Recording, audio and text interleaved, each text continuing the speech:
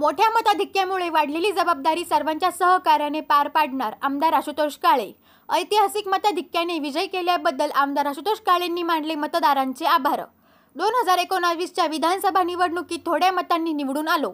5 वर्षात उपमुख्यमंत्री तथा अर्थमंत्री नामदार अजितदादा पवार यांच्या सहकार्यातून आणलेला निधी ज्या गावांनी मताधिक्य दिले त्या गावांना दिला आणि ज्या गावातून मताधिक्य मिळाले नाही त्या गावांना पण तेवढाच निधी देऊन निधी वाटपात भेदभाव केला नाही। विधानसभा निवडणुकीच्या प्रचारात कार्यकर्त्यांनी दिवसरात्र काम केले। प्रचारादरम्यान केलेल्या आव्हानाला मतदारांनी प्रतिसाद देऊन केलेल्या विकास कामाची पावती दिली। त्यात लाडक्या बहिणींची भर पडल्यामुळे 1,24,624 मतांनी मिळालेल्या विजयामुळे वाढलेली अधिकची जबाबदारी आपणा सर्वांच्या सहकार्याने निश्चितपणे पार पाडू असा विश्वास आमदार आशुतोष काळे यांनी मतदारसंघातील जनतेला दिला। कोपरगाव विधानसभा मतदारसंघाचे आमदार आशुतोष काळे सोमवार दिनांक 23 डिसेंबर रोजी विधानसभेच्या ऐतिहासिक विजयानंतर नागपूर येथील हिवाळी अधिवेशन आटपून त्यांचे पहिल्यांदाच मतदारसंघात आगमन झाले।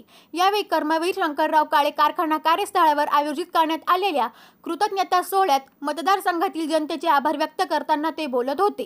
कार्यक्रमाच्या अध्यक्षस्थानी माजी आमदार अशोकराव काळे होते।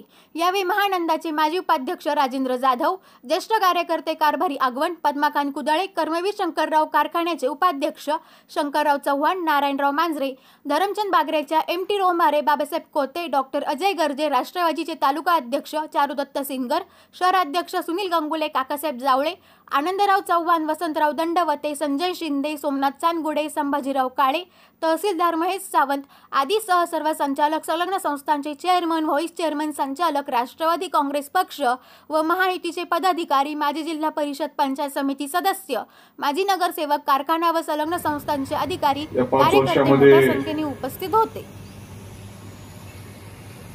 सुरुवातीपासून आपण जर पाहिलं,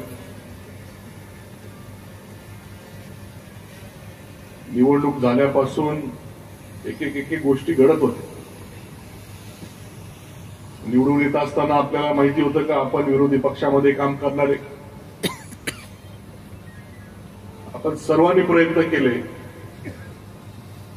म्हणून आपल्याला लोकांनी त्या ठिकाणी निवडून दिलं।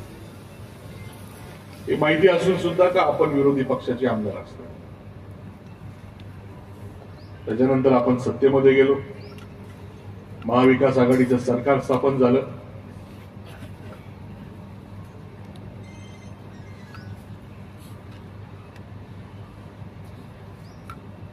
अडीच वर्ष महाविकास आघाडीचं सरकार होतं, त्याच्यामध्येच कोविडची महामारी आली।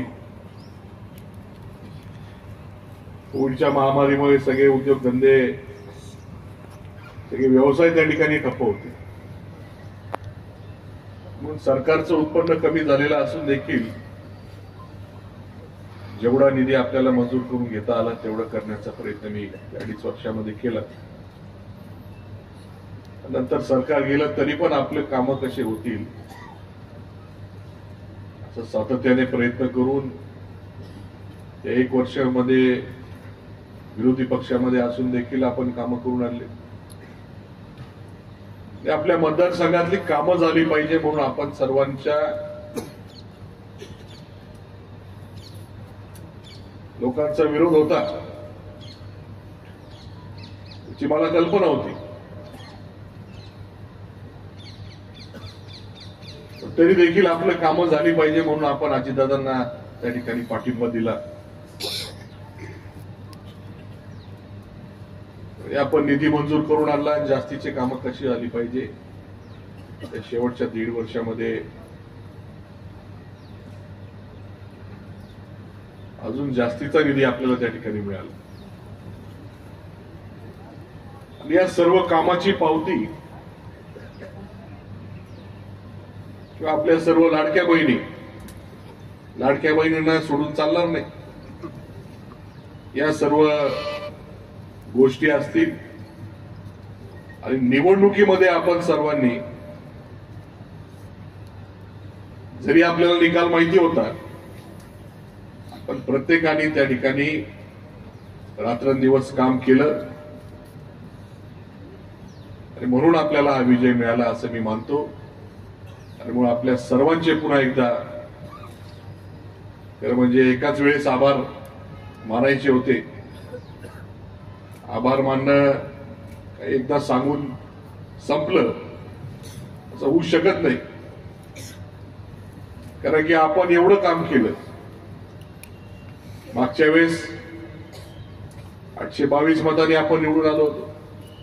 ठीक आहे, 2014ला 30,000 मताधिक्य पार करून आपण 800 मतांनी निवडून आलो. 822 मतांनी निवडून आलो. 5 वर्ष आपण जे काही काम केलं, जो काही निधी मिळवण्यासाठी प्रयत्न केले, त्या पक्षाचे अध्यक्ष आदरणीय अजितदादा यांचं मोलाचं सहकार्य, मदत, आपल्याला मार्गदर्शन त्या ठिकाणी मिळालं. 822 मतं मिळून एवढे कामं आपण करू शकलो. आपल्या काही गावांनी त्या ठिकाणी मताधिक्य कमी किंवा मताधिक्य त्या ठिकाणी नव्हतं, तरी देखील मी त्या ठिकाणी भरभरून काम करण्याचा प्रयत्न केला. फक्त म्हणायचो आपण मागे नाही दिलं, पण पुढे द्यावं अशा प्रकारची विनंती करायचो. तुम्ही एवढं दिलं त्याचा बोजा अजून झालाय. 1,24,624 एवढं विक्रमी मताधिक्य कोपरगाव विधानसभा मतदारसंघातील तमाम आपल्या मतदार बंधू आणि भगिनींनी या निमित्ताने दिलेलं आहे. निश्चित जबाबदारी आपल्या सर्वांची वाढलेली. 822 मतं मिळाल्यानंतर आपण एवढं काम केलेलं आहे, तर 1,24,624 मिळाल्यानंतर केवढं काम करावं लागेल याची कल्पना त्या ठिकाणी आपल्याला असेल. म्हणून आपल्या सर्वांना या निमित्ताने या जबाबदारीची जाणीव आहे याची मला खात्री आहे. सुरुवातीपासूनच आपण पाहत आलो, 2014ला ज्यावेळेस निवडणुकीला सामोरे गेलो, त्यावेळेस आपला पराभव झाला. पण त्या पराभवाचा आपल्या सर्वांच्या आशीर्वादामुळे, आपल्या सर्वांच्या पाठिंब्यामुळे फारसा माझ्यावर परिणाम न होता पुन्हा एकदा नवीन जोमाने आपण त्या ठिकाणी कामाला लागलो. आणि 5 वर्ष आपण त्या ठिकाणी लोकांमध्ये जाऊन लोकांचे प्रश्न आपण जाणून घेऊन त्याच्यावर आवाज उठवण्याचं काम केल्यामुळं त्या ठिकाणी 19ला आपल्याला विजय मिळालेला आहे. आणि हे सर्व आपल्या सर्वांच्या समोर आहे. आपले ज्येष्ठ सहकारी असतील, यांचं मार्गदर्शन आपल्याला मिळालं. तुम्ही माझे सर्व माझ्या वयातले असतील किंवा माझ्यापेक्षा तरुण सहकारी असतील, आपल्याला ज्या ज्या गोष्टी कळाल्या त्याच्यावर आपण काम करण्याचा प्रयत्न केला. आणि म्हणून आपल्याला लोकांनी त्या ठिकाणी अजून अधिकच्या गोष्टी सांगितल्या, त्याच्यावर आपण ज्या ज्या वेळेस कुठली भूमिका घेतली त्याच्यामुळे लोक आपले विचार त्या ठिकाणी करायला लागले असं मी मानतो. आणि म्हणून याच्यामध्ये श्रेय आपल्या सर्वांचं आहे. ज्यांनी मार्गदर्शन केलं, ज्यांनी मदत केली, ज्यांनी सहकार्य केलं, त्या सर्वांचं आपल्याला त्या ठिकाणी मिळाल्यामुळं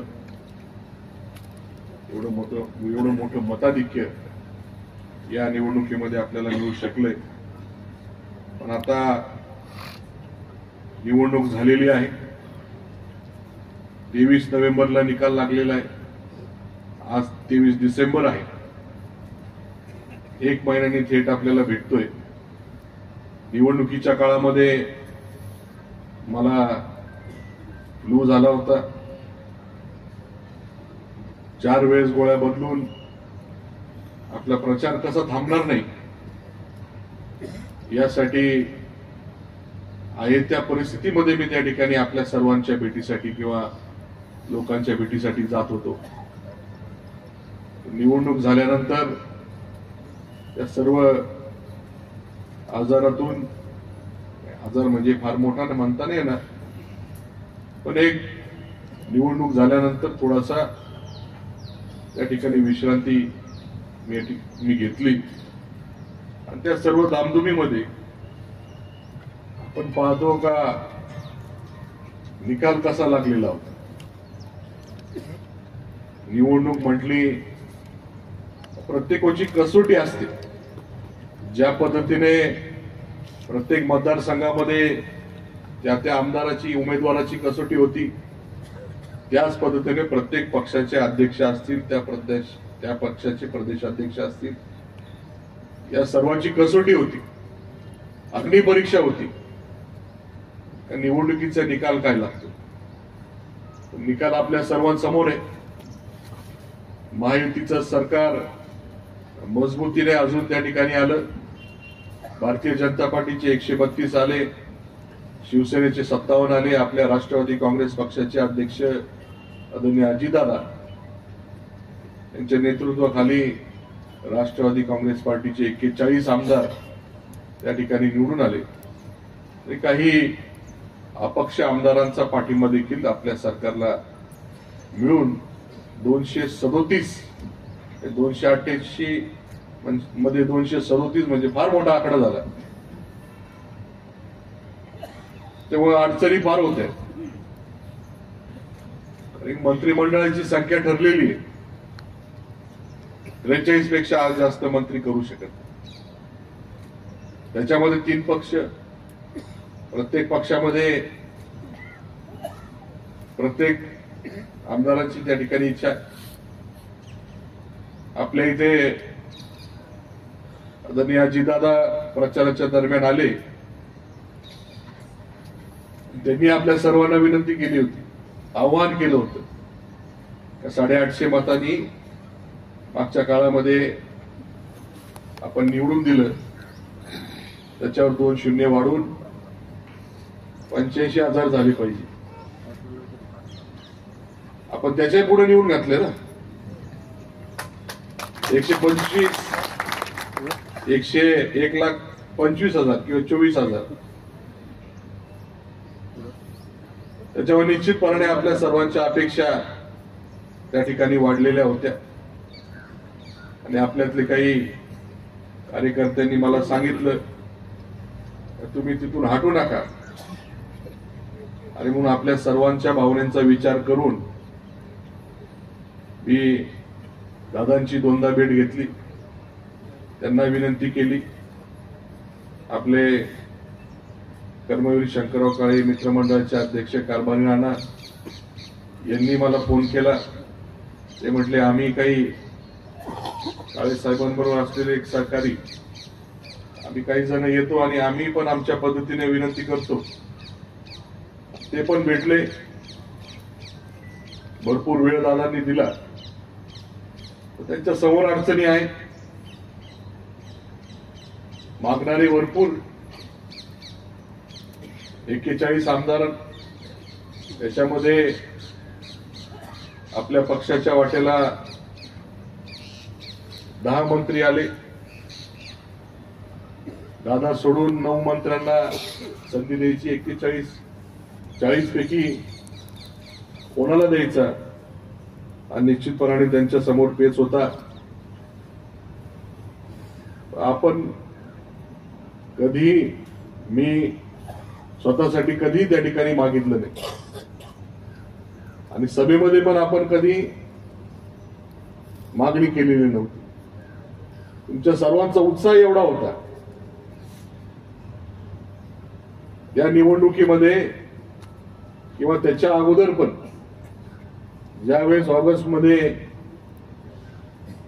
जनसंवाद यात्रा झाली, आपल्या सर्व लाडक्या बहिणी आणि आपण सर्व पदाधिकारी एवढ्या मोठ्या संख्येने आपण त्या ठिकाणी उपस्थित होते.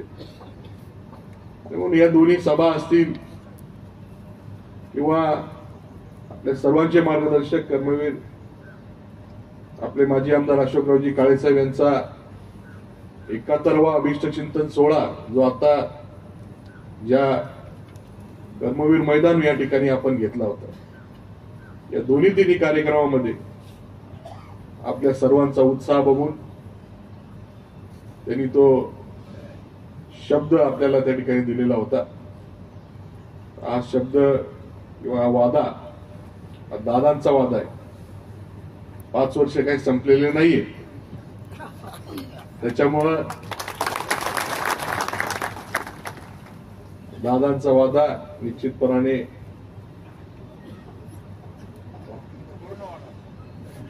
सगळ्यांना त्याचा अनुभव महाराष्ट्रामध्ये आलेला आहे. त्याच्यामुळे मला खात्री वाटते का आपल्याला सर्वांना जो काही शब्द दिलेला आहे तो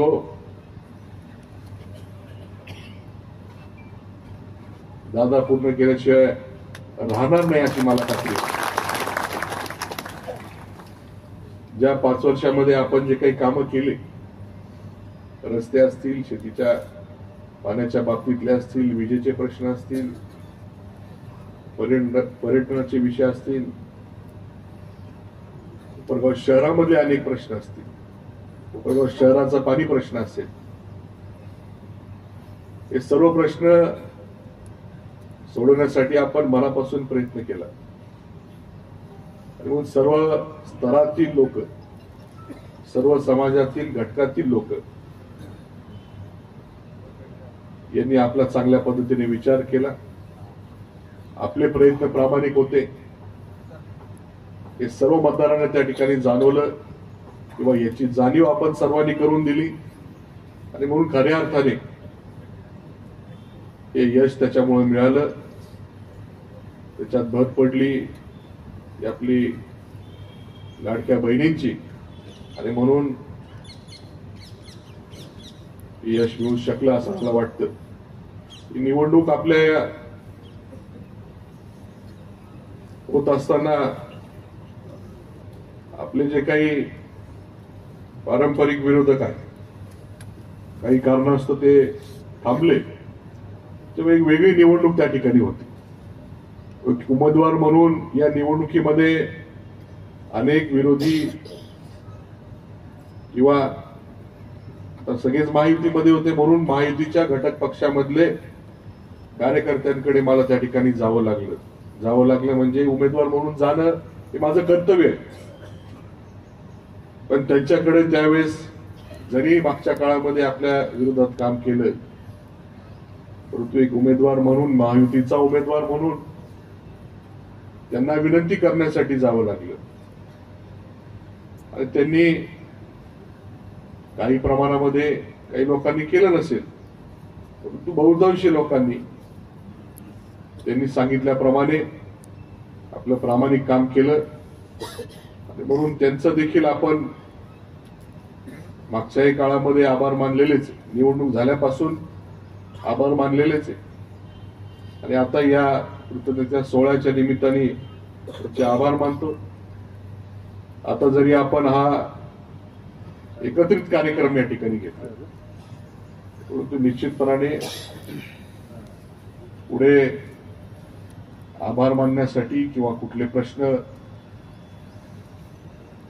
निवडणुकीच्या काळामध्ये सांगता नसतील आले, ते जाणून घेण्यासाठी, त्याची पाहणी करण्यासाठी प्रत्येक गावागावामध्ये तर मी जाणारच आहे. म्हणून त्या निमित्ताने जर कुठल्या विरोधी किंवा इतर पक्षातील, महायुतीच्या इतर पक्षातील कार्यकर्त्यांकडे जर मी गेलो तर कृपया कोणी आपण गैरसमज करून घेऊ नका. नाहीतर त्यांच्याकडे गेले माझ्याकडे नाही आले, आम्ही पाहून घेऊ काय करायचं, असं नको आहे. शेवटी या निवडणुकीमध्ये सर्वच महायुतीमध्ये होते. उमेदवार म्हणून त्यांना विनंती करायला गेलो, उमेदवार म्हणून, एक लोकप्रतिनिधी म्हणून झालेल्या कामाची त्या ठिकाणी कृतज्ञता व्यक्त करणं, आभार मानणं. कुठल्याही पक्षामध्ये असतील, भविष्यात काय करतील आपल्याला माहित नाही, पण आभार मानण्यासाठी त्या ठिकाणी, त्यांना भेटण्यासाठी त्या ठिकाणी जाणारे, त्याची आपण सर्वांनी कल्पना राहू द्या, एवढी विनंती या निमित्ताने करतो. या कृतज्ञता सोहळ्याच्या निमित्ताने महायुतीचे सर्व पक्षातील घटक पक्षातील पदाधिकाऱ्यांचे मी मनापासून आभार मानतो. आपल्या या कोपरगाव मतदारसंघातून आता मला नाही वाटत कुठलं गाव असेल का थोडं काही कमी जास्त असेल. मला आता काही तक्रारीला तुम्ही संधी ठेवलेली नाही का इथं कमी पडलं का तिथं कमी पडलं. म्हणजे थोडंफार मागे बोलायला संधी असायची, नाही नाही तुम्ही मतदानच कमी दिलं म्हणून थोडंफार तुमचं राहिलं तर काय फरक पडतो. आता ती संधी नाही किंवा तो विषय नाही. जास्तीचं काम आता 12 तास करायचं, त्याच्यामध्ये 14 तास कसं होईल, 16 तास कसं होईल, 18 तास कसं होईल, ही प्रयत्न किंवा ही करण्याची गरज आज त्या ठिकाणी झालेली आहे. आणि म्हणून आपल्या सर्वांचं मार्गदर्शन, मदत, सहकार्य या भविष्य काळामध्ये देखील आपण सर्वांनी मला ठेवावं अशा प्रकारची विनंती करतो. आज आपण सर्वजण माझा सत्कार करण्यासाठी या निमित्ताने आलेले. आज जर काही काम सांगायचं असेल तर चर्चा करणं शक्य नाही, कारण की एवढ्या मोठ्या संख्येने आपण आहात. आपला जर काही विषय असेल तर आपण तो अर्ज माझ्याकडे द्यावा.